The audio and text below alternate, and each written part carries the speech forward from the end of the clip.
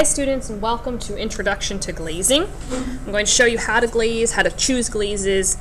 First thing you want to do with your piece after it comes out of the kiln, remember this is called bisqueware, is you're going to need to sand off any imperfections. Now your project might not have too many, most of them will not, but you can see like right here I have a little imperfection that I'm going to want to sand off. You'll find sandpaper in this yellow container over by the windowsill by the clay tools. So go ahead and grab yourself a piece of sandpaper and go ahead and lightly sand off any imperfections that you might find on your clay.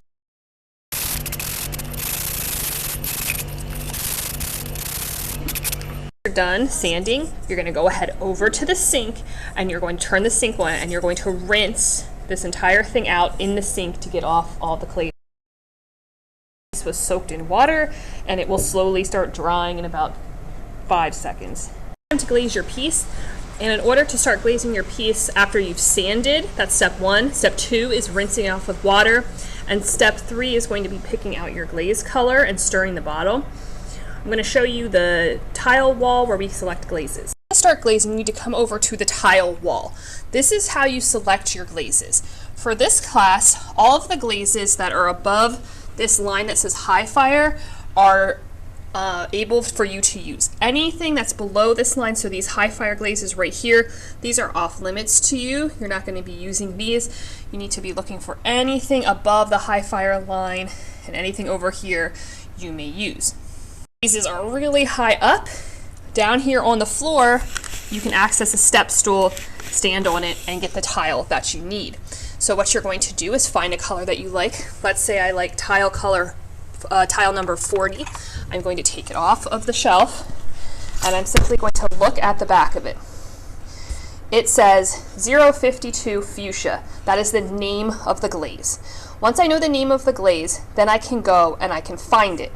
So you'll be using the glazes that are either on this first shelf right to the right of the tile board, right here, or on the very back wall, this first, second, and third row. The last one all the way to the right you will not use. So I'm looking for the fuchsia colored glaze because that's what I liked on my tile. So if I come back here and I look through all the glazes, you can see they're labeled with their color number. And right there it is, fuchsia 052. That is going to match the tile that I found, and that's what it's going to look like when it goes through the kiln. Different types of glazes that you'll be able to choose from for this project. One are called underglazes, and the other is called low fire glazes. Underglazes have special properties. Number 1, they can be put on clay that is leather hard or clay that has been already bisqued. Your clay's already been through the kiln, so your clay is bisqued, but this glaze is unique because it can go onto clay before it's fired. That is one unique quality about underglaze. Another unique quality about underglaze is that it actually comes out the exact color that's in the bottle. So for example, with this orange, you can see on the glaze tile that it's this very, very bright orange color, but it looks very similar in the bottle as it does when it comes out in the kiln. So there's really no variation once the heat hits it in the color that it changes. So it will be true to the color that is in the bottle. Unlike your low fire glazes. Okay? Your low fire glazes are different because they do not look the same in the bottle as they do when they're fired. So when you apply this glaze, it will come out once it hits the heat looking like this tile. But when you apply it, it's going to look like this dull pink color because it hasn't reacted to the heat yet. So you just need to be aware when you're using the low fire glazes that you need to look at the tile to get to the color of the glaze. Do not look at the glaze itself. That will be very misleading. Both glazes, both the underglazes and the low fire, can be applied on the same piece. So you can use both underglazes and the low fire, a variety of colors on the same piece because they are both fired at the same temperature. When the piece goes through the kiln, it'll be fired between 1800 and 1900 degrees for both underglaze and the low fire. The fun thing about underglaze is they can be mixed together like paint. And just note that the underglazes come in 2 different types of bottles, but they are in fact both underglaze. So say you can't find a color that you want, If you mix the underglazes together, you can achieve really any color. You cannot do this with the low fire glazes, but you can do it with the underglazes. With the underglazes, more like paint, you can put them in a palette. These can be found over by the sinks. And you can simply mix any color you want together. So if I wanted green, but maybe I needed it to be a little bit more yellow, I could just mix together those colors and it will change, and it will look, when it comes out of the kiln, exactly like the color that you've mixed. Remember, the underglazes stay true to the color before they go into the kiln. Okay, so if you're wanting to mix colors like paint, you'll want to use the underglazes. Are also great for creating ombre or gradient effects, as well as small details. So if you have like a sculptural element and you're wanting it to look more realistic, I would use the underglazes. And what I mean by that is you can actually blend the colors together. So say I'm creating like some sort of a petal effect, and maybe you have an actual three-dimensional flower on yours. I can actually paint it on, and then I can gradient from one color to the next. So I can make the orange blend into the yellow, which could then in fact blend into some white. You cannot do this with the low fire glazes. Only the underglazes can create this type of effect. And I would use water, just like I would with regular paint, to clean my brush out between colors. And if I layer the glazes on top of each other, I can create something that kind of goes from dark to light, similar to like I would with any sort of paint. Okay, so you can achieve like that sort of an effect with the underglazes, either on your sculpture or on your slab as well.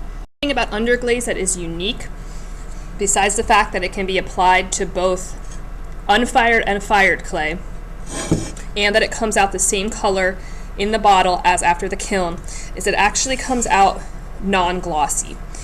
You can see this has been fired already using underglazes, and this one has been fired with underglazes, but then has a clear coat put on top of it.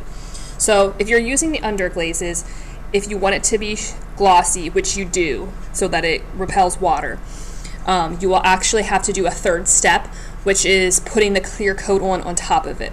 And if that is you, I will help you get that.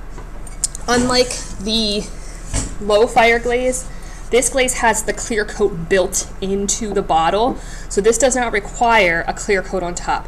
Just the underglazes will require a clear coat to get the glossy look before it goes into the kiln. To note before you start glazing, number one is you're going to need to shake the bottle first, and you're going to really need to make sure the lid's on tight. Sometimes the lids get kind of wonky and then you shake it and then it's just a mess everywhere, all over the floor and all over yourself.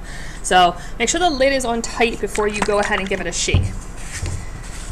If you shake it and you're still noticing that there's chunks in it, like this one's fine, there are spoons over by the tools and you can get a spoon and stir and get the glaze nice and smooth. So either shake or shake and stir before you apply the glaze.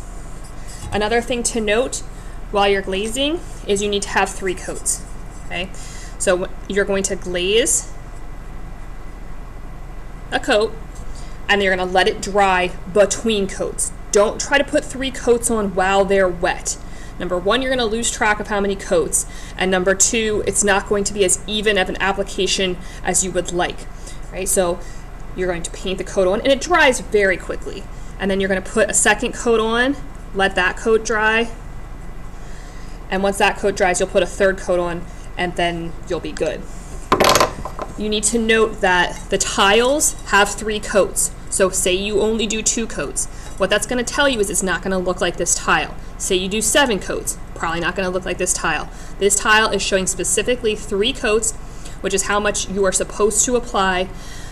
So just keep in mind that if you want it to look like the tile, 3 coats is what you need. If you do 1 or 2 coats, it's going to look splotchy, and it's not going to come out even and glossy like you want it. Move on.